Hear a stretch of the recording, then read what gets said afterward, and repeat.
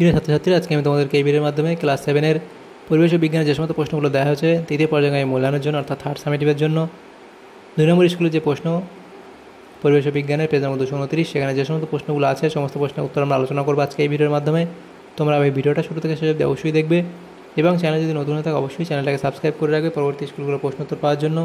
এবং আগের যে স্কুলটা ছিল 1 নম্বর স্কুল, সেই স্কুলের প্রশ্নোত্তর আমরা আলোচনা করে দিয়েছি, তোমরা প্লে লিস্ট থেকে পেয়ে যাবে, সেই প্রশ্নোত্তরগুলো দেখে নিও সেখান থেকে। আজকে আমরা আলোচনা করবো এই 2 নম্বর স্কুলের প্রশ্নোত্তরগুলো ক্লাস 7-এর। তো ফিজিক্যাল সায়েন্সের প্রশ্ন প্রথমে দেওয়া হয়েছে, এই প্রশ্নোত্তরগুলোর পিডিএফ আজকে যে আলোচনা করবো সেগুলো তোমরা আমাদের টেলিগ্রাম চ্যানেল থেকে পেয়ে যাবে। ডেসক্রিপশনে আমাদের টেলিগ্রাম চ্যানেল লিঙ্ক দেওয়া আছে, সেখানে যুক্ত হবে, তাহলে পরবর্তীতে পিডিএফগুলো সেখান থেকে তোমরা পেয়ে যাবে। একের দাগে কী বলা আছে দেখো, সঠিক উত্তরটি নির্বাচন করো যে কোনো 5টি। 1.1 আলোকরশ্মি লম্বভাবে দর্পণের ওপর আপতিত হলে প্রতিফলন কোণের মান হবে 0 ডিগ্রি। এরপরে ছোট মাছে থাকে ক্যালসিয়াম। এরপরে আছে পদার্থ কোনটির ক্ষেত্রে বাষ্পীভবন তাড়াতাড়ি হয়, সেটা হলো ইথার। কোন দ্রবণের পিএইচ = 7 এর বেশি হলে দ্রবণটির প্রকৃতি হবে, আচ্ছা কোনো দ্রবণের পিএইচ = 7 এর বেশি হলে দ্রবণটির প্রকৃতি হবে আলমিক, পোষামো, ক্ষারীয় নাকি কোনোটি নয়, তাহলে সেটা হবে কি ক্ষারীয়। 7-এর কম হলে কি হয় আলমিক। এরপরে প্রশ্ন, সব সমবেগে গতিশীল বস্তুর ত্বরণ কি হয় 0 হয়। Al2O3 যৌগে Al পরমাণুর সংখ্যা সেটা হবে 2। শূন্যস্থান পূরণ করো। প্রথম প্রশ্ন, চুনাপাথরকে উত্তপ্ত করলে ড্যাশ গ্যাস পাওয়া যায়, তাহলে চুনাপাথরকে উত্তপ্ত করলে কী গ্যাস পাওয়া যায়, লিখবে কার্বন ডাই অক্সাইড গ্যাস পাওয়া যায়, কার্বন ডাই অক্সাইড গ্যাস পাওয়া যায়। এরপরে ভিনিগার হলো ড্যাশ অ্যাসিড, তাহলে ভিনিগার হলো কি, তাহলে এটা তোমরা লিখতে পারো জৈব অ্যাসিড, ভিনিগার হলো জৈব অ্যাসিড, বা এটাও লিখতে পারো যে ভিনিগার হলো অ্যাসিটিক অ্যাসিড, এটাও লিখতে পারো ভিনিগার হলো জৈব অ্যাসিড বা ভিনিগার হলো অ্যাসিটিক অ্যাসিড। এরপরে এই প্রশ্নটা তোমরা একবার দেখে নিও তোমাদের ক্লাস টিচার থেকে। এরপরের প্রশ্ন কী আছে, ইথিলিনের পলিমারের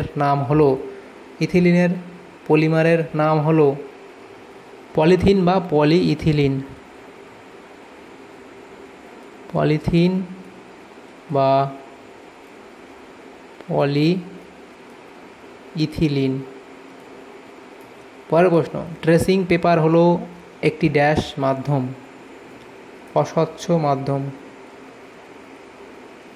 এরপরে ঋণাত্মক ত্বরণকে ড্যাশ বলা হয়, তাহলে ঋণাত্মক ত্বরণকে কি বলা হয়, মন্দন বলা হয়। এরপরে অতি সংক্ষিপ্ত উত্তর দাও। প্রথম যে প্রশ্নটা আছে, পিভিসি এর পুরো নাম কি, পিভিসি এর পুরো নাম হলো পলিভিনাইল ক্লোরাইড, পলিভিনাইল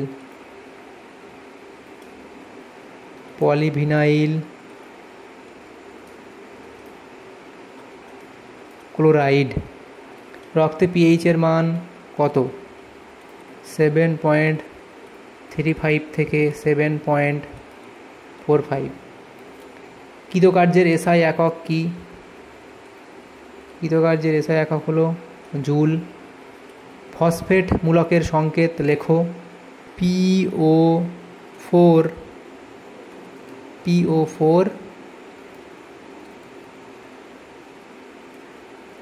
3-।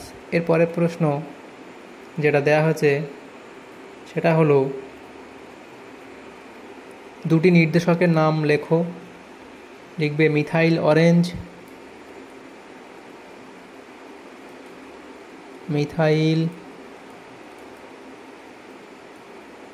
অরেঞ্জ এবং লিটমাস। পরের প্রশ্ন কি বলা আছে দেখো, সোডিয়াম জিঙ্কেট এর সংকেত লেখো, সোডিয়াম জিঙ্কেটের সংকেত লিখবে Na2ZNO2। সবচেয়ে কম শক্তিসম্পন্ন আলো কোনটি, সেটা লিখবে লাল। এরপরের প্রশ্ন, ছায়ার গাঢ় অন্ধকার অঞ্চলকে কি বলে, প্রচ্ছায়া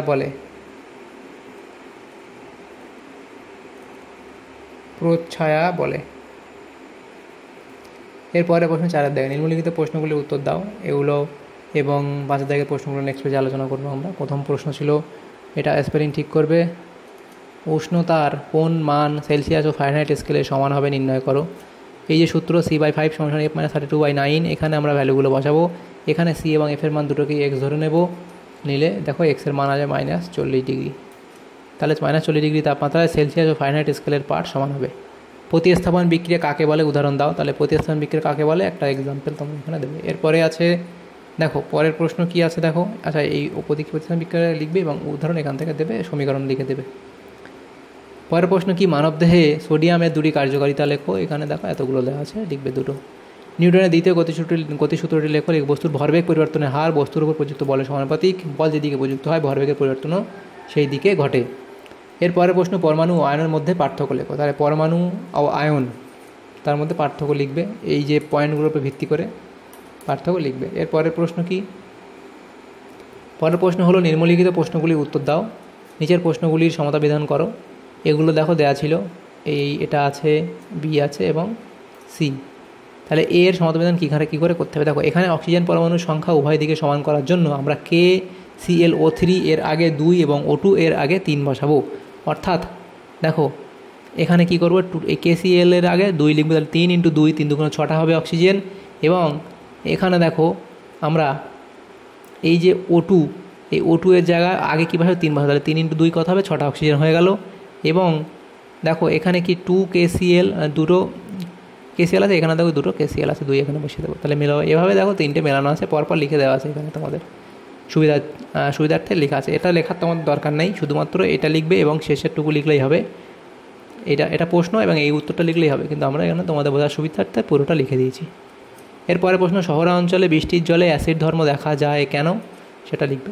এরপরে এই পয়েন্টগুলো করবে এখানে। এরপরে প্রশ্ন, জাড্য কাকে বলে। জাড্য 2 প্রকার, স্থির জাড্য, গতি জাড্য, এটা না লিখলেও চলে, জাড্য কাকে বলে অবধি লিখলেই হবে।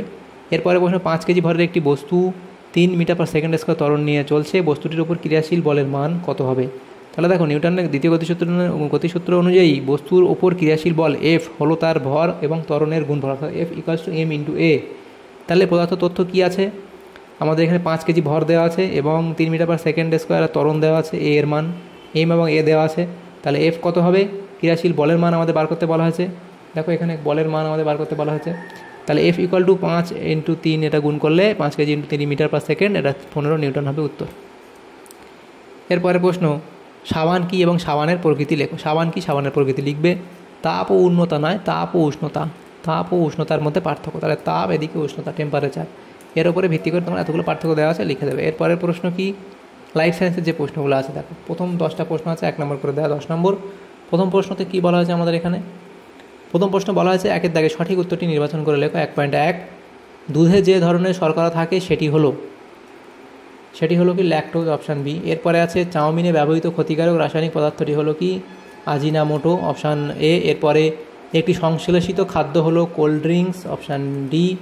উত্তরাখণ্ডে কত সালে মেঘভাঙা বৃষ্টি থেকে বিধ্বংসী বন্যা হয়েছিল, 2013 সালে, অপশান সি। এরপরে আছে পদার্থ কোন প্রজাতিটি বর্তমানে বিলুপ্ত হতে চলেছে। তাহলে সেটা হবে গিঙ্কো, অর্থাৎ অপশান ডি। এরপরের প্রশ্ন, ভারতের আন্দামান নিকোবর অঞ্চল কোন বায়োডাইভার্সিটি হটস্পটের অন্তর্ভুক্ত। তাহলে সেটা হবে সুন্দাল্যান্ড, অপশান ডি। এরপরে পক্ষাঘাত যে রোগের লক্ষণ সেটি হলো পোলিও, অপশান বি। এরপরে আছে যারা চা পাতা তোলার কাজ করেন তাদের যে রোগটি বেশি হয় সেটি হলো আঙুলের ডগায় পচন, অপশান এ। এরপরে মানসিক স্বাস্থ্য ভালো রাখতে গেলে আমাদের কি করা উচিত নয়, কুঅভ্যাস গড়ে তোলা উচিত নয়। এরপরের প্রশ্ন বলা আছে দেখো, লিপিডের একটি উৎস কি, মাংস, অর্থাৎ অপশান সি। এরপরের প্রশ্ন আছে দেখো, শূন্যস্থান পূরণ 2-এর দাগে, নিজের প্রশ্নগুলির সঙ্গে উত্তর দাও। প্রথম প্রশ্ন 2-এর এ, শূন্যস্থান পূরণ করো। এর 1, সেটা বলা আছে অস্থি ও লিগামেন্টে। তাহলে প্রথম কি বলা আছে দেখো, অস্থি ও লিগামেন্টে উপস্থিত প্রোটিনের নাম লেখো। সেটা লিখবে কোলাজেন প্রোটিন, কোলাজেন। এরপরের যে প্রশ্ন সেটা হচ্ছে, ভিটামিন ড্যাশ এর অভাবজনিত রোগ হলো বেরি। ভিটামিন বি এর অভাবজনিত রোগ হলো বেরি। এরপরে ঠিক ভুল লেখো। প্রথম প্রশ্ন, কোরাল হলো নিডারিয়া পরভুক্ত প্রাণী, এটা ঠিক। এরপরে WHO হলো হেডকোয়ার্টার জার্মানিতে আসা, ওয়ার্ল্ড হেলথ অর্গানাইজেশন এর হেডকোয়ার্টার জার্মানিতে অবস্থিত, এটা এখানে ভুল বলা হয়েছে, কারণ এদের হেডকোয়ার্টার কোথায় অবস্থিত, জার্মানিতে নয়, এটা জেনেভাতে। এরপরে সি বলা হয়েছে বেমানান শব্দটি খুঁজে বের করো, ম্যালেরিয়া, কালাজ্বর, ডেঙ্গি এবং চিকুনগুনিয়া। এখান থেকে চিকুনগুনিয়াটা আলাদা হবে। এরপরে প্রশ্ন দেখো, ডি বলা হয়েছে বাম স্তম্ভ ডান স্তম্ভ মেলাতে দেওয়া হয়েছে। প্রথম যেটা বলা হয়েছে কি কোয়ালা ভালুক, সেটা এখানে মিলবে ইউক্যালিপটাস। এর পরের প্রশ্ন যেটা বলা হয়েছে দেখো, সেটা হচ্ছে মেগা ডাইভার্সিটি নেশন, সেটা এখানে হবে ইকুয়েডর। এরপরে আছে হচ্ছে প্রথম শ্রেণীর খাদক, সেটা এখানে হবে ঘাসফড়িং, ডিয়ের সাথে মিলবে।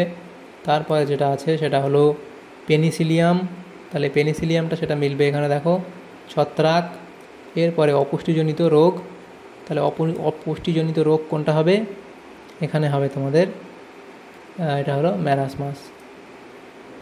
পরের প্রশ্ন কি দেখো, 3 দাগে সংক্ষিপ্ত উত্তর দাও। এখানে যে প্রশ্নগুলো আছে যে কোনো 3টি। প্রথম প্রশ্ন, পেশি সংকোচনকে স্বাভাবিক রাখে কোন খনিজ মৌল, ক্যালসিয়াম। কোন ভিটামিনের অভাবে মাড়ি থেকে রক্ত পড়ে, সেটা হলো ভিটামিন সি। এরিস মশা চেনার 2টি উপায় লেখো, এখানে 6টা-7টা উপায় দেওয়া আছে, যে কোনো 2টো লিখবে। এরপরে শব্দচিত্রের সাহায্যে একটি খাদ্য শৃঙ্খলের গঠন দেখাও। তারপরে প্রশ্ন, দুধকে কিভাবে পাস্তুরাইজ করা হয়, এই একদম পরপর স্টেপ লিখে দেবে।